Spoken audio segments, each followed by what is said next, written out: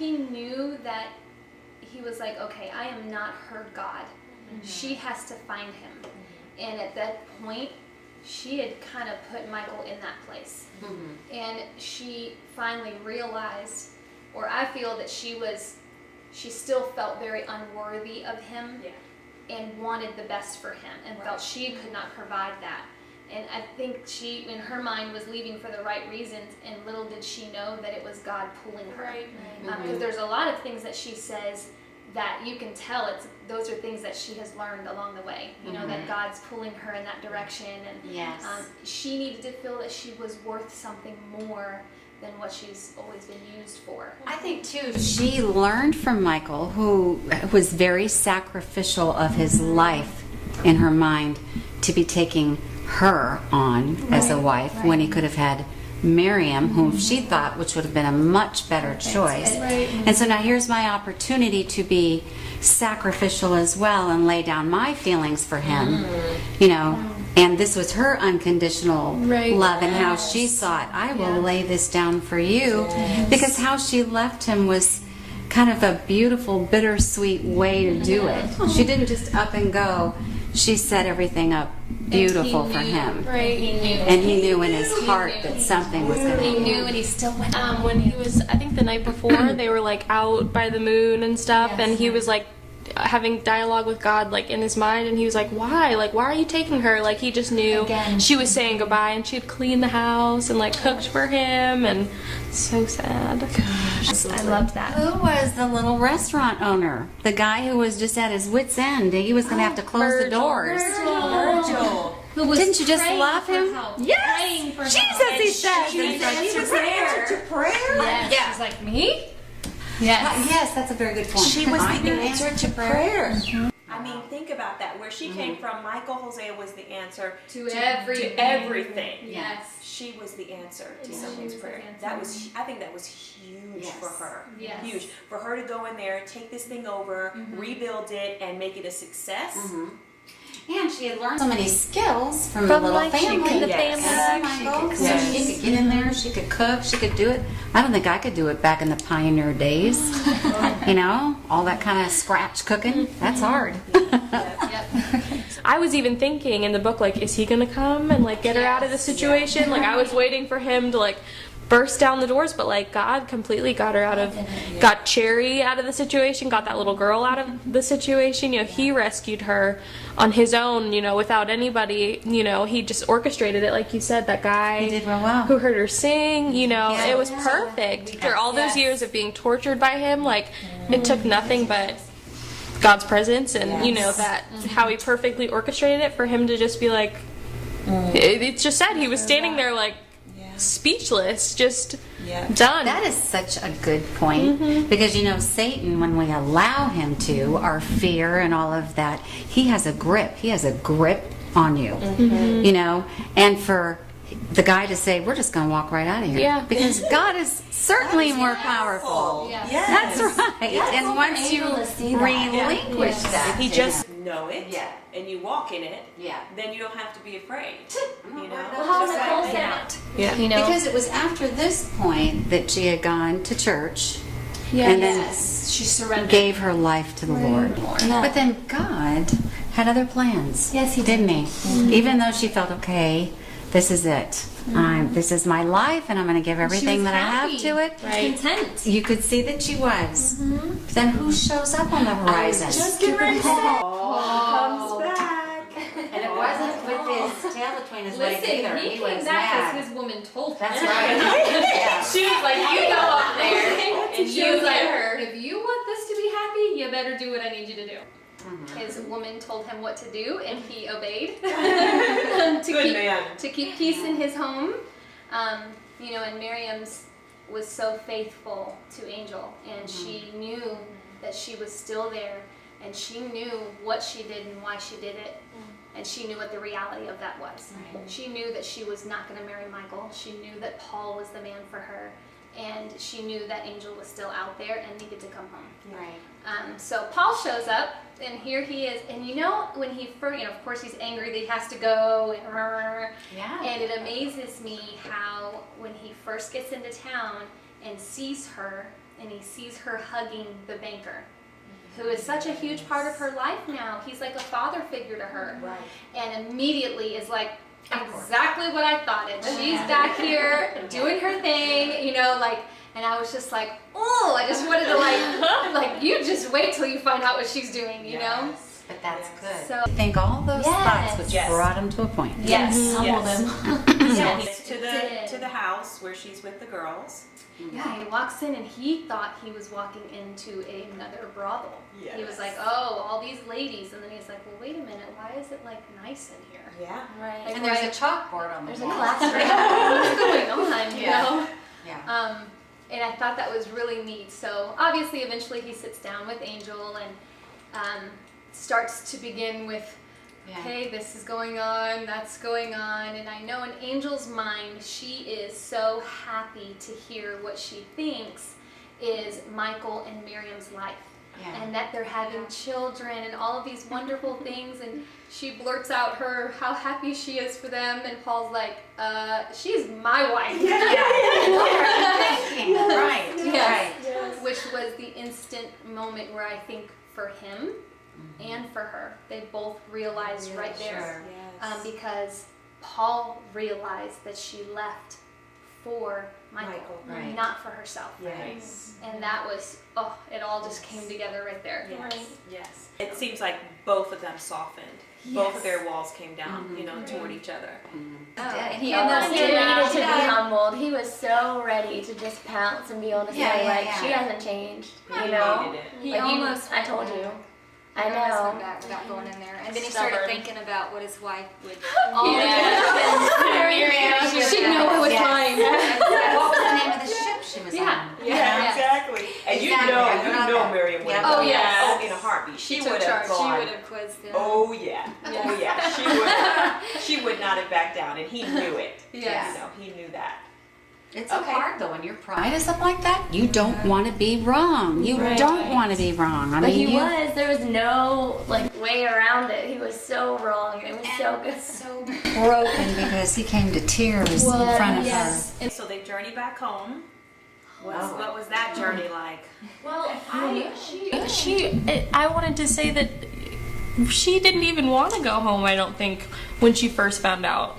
You know, like nervous. yeah, because he had said something, he was like, you're not coming back, or like, you have to come with me, and he gave her like a day to decide or something like that. This time kind of. Yeah, and she like was School and right. the She was really responsibility. thinking about it, her own life, and that must have been hard too. You know, you establish yourself, and to go back to, not only was Michael like involved with so many good memories that she's had, but also dark.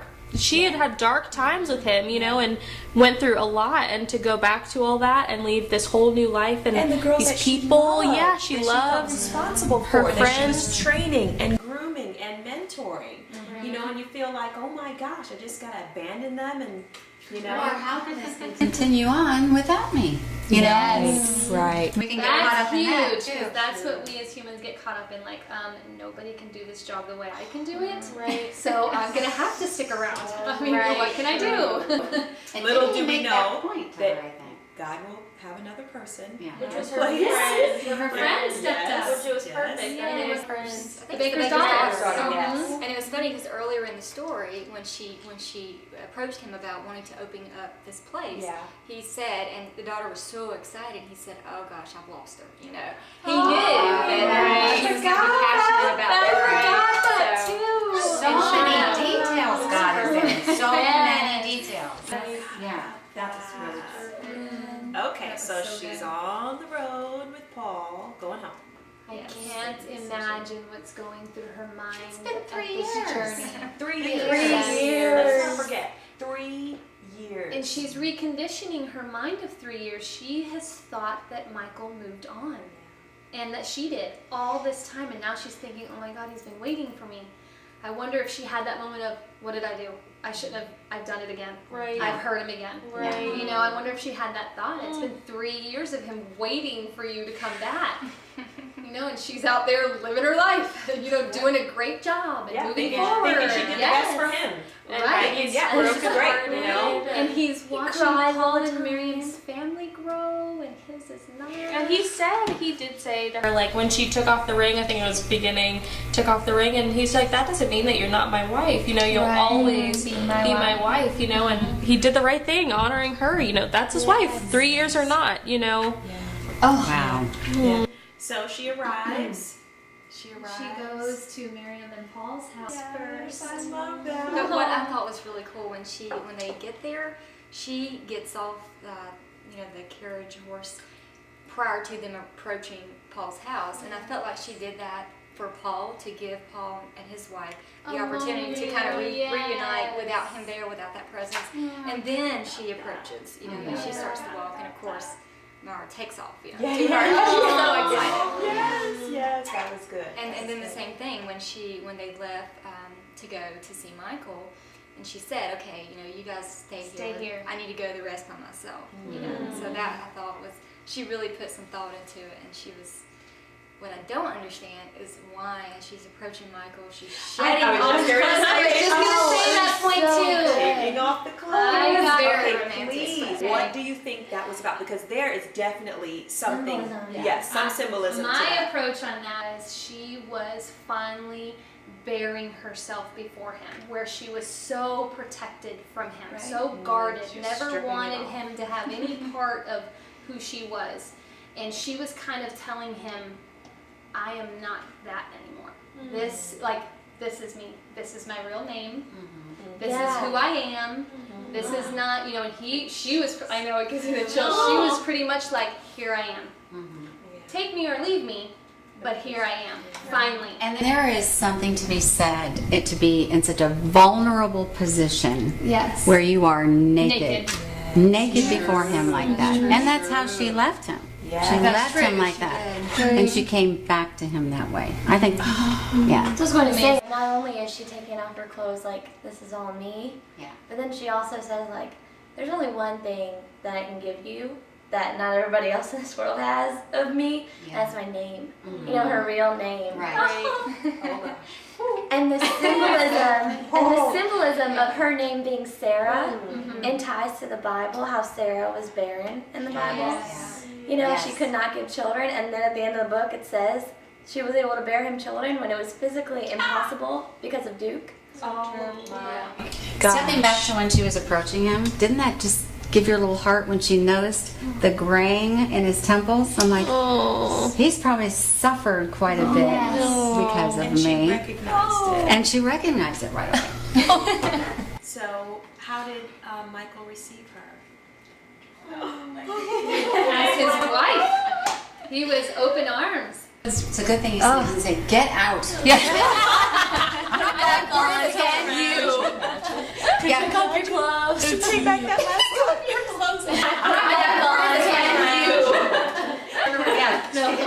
Goodness. So, you gotta put those He back was on. Yeah. I don't want none of that. amazing. Didn't it mention where he could see the difference in her as well, in her face? He was, and he knew right away that she had accepted the Lord. He knew. And He she could said, feel it. She said when he spoke, and I forget what he said, but she said when he spoke that it was as if he didn't know himself if he could forgive her this last time. But he knew, like something about her immediately told him that he could, and he did immediately. And it was, it was the real deal now. And he knew she had come. It was for good. Yes, and they had lived on and grown old together and had children babies. and had And she went back babies. to the She went every year yes to to visit. the home that she had started with the brothel reconstruction. Reconstruction of The former. Rehab. The brothel. Yes. So I really want us to just go around real fast, just one takeaway. If you can think of one thing, one lesson, one takeaway. For me, it is how amazing it is that God puts certain people in our lives for a moment to plant a seed. You may or may not see it grow, but you still need to plant it and move on with your life. And that happened so often in her life. Yes. Even the singing in the well was a seed that she Yeah. used years later and didn't even realize that she was that's the only thing she would remember at her desperate time. Yeah. So for me, it was that. It's just how amazing it is that God works in these tiny little places in people's lives. and years from now, something may come from that one moment, and not to let those moments slip by. Love it. What was mine would be God's faithfulness and forgiveness for everyone involved, no matter where you messed up or what you've done. The fact that He is always there and always 100%. It's never, like every time you do something, it's 98%, 93%. Like it's always ready to love you and forgive you and give you all the chances all over again. That's my favorite. I think mine is that until you're right with God, until you find yourself, nothing else is going to be right. No matter how hard you try, no matter how much you plan, it just isn't going to come together like it will when you're right with God and yourself. So good. And that He truly does have a better plan for us than we have for ourselves. That is so true. Yeah, and you walked away with my point. But another point would be you just never know what someone is suffering, what they've gone through in their life. You just have no idea, and they act a certain way, and you want to make a quick judgment and hold on to it, and I think I should think twice before I do that. I think mine is that through reading it, I think I just took away that love is long-suffering and just it's long and hard and upsetting and but it's so worth it and rewarding, and you learn so much. And I just think Francine Rivers did such a good job of making a lifetime happen in such a it looks like a long book, but when you read it you feel like you want more. You're like, there's no more pages. But she put a girl's whole life from the beginning when she was born till they died. Yeah, it's just everything. And I think it just helped me to remember that some things that I feel like should be instant or should it just should be this way. It should be perfect like this all the time, like relationships or friendships or it's all love is long suffering and enduring, and you just have to keep going. Mine would be that we could trust God with everything, and just even when we can't see it, even when it doesn't look like it, that He is our Papa. And He loves us like a daddy's supposed to love, and that we don't have to look at our earthly relationships with men or with our fathers the way we look at our relationship with God.